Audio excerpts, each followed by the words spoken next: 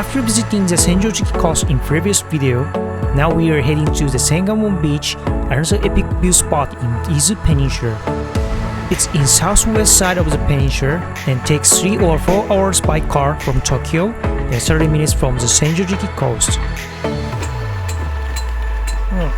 これセッティングするか。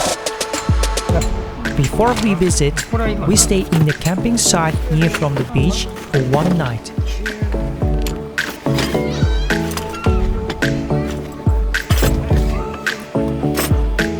そら思いがそんないっぱい入っとったよ。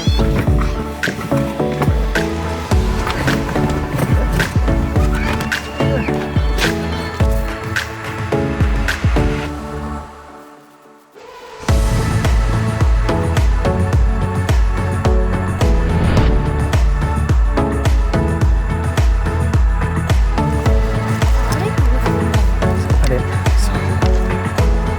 すごくない？